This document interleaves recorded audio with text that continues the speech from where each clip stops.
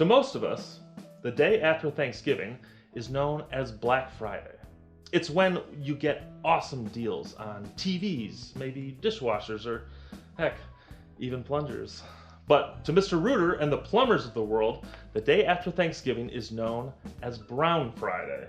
And let me just get this out of the way. No, it's not that brown, but I'll get to that later. We here at Mr. Rooter get a big spike in service calls the day after Thanksgiving.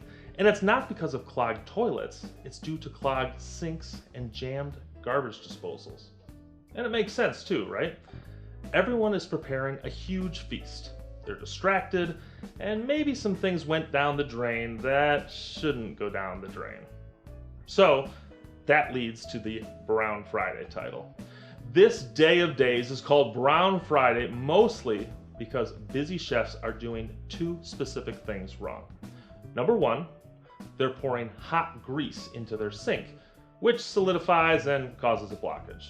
You need to soak up that grease with paper towels and then just throw them away, or let the grease cool and then put it in the garbage.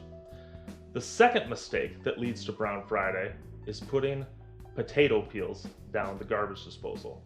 We get it, mashed potatoes, they're so good. But potato peels are one of the few things that should absolutely never be put down a disposal. Potato peels, dispose of them responsibly, please. But if something does go wrong over the holiday, just remember to give your local Mr. Rooter a call.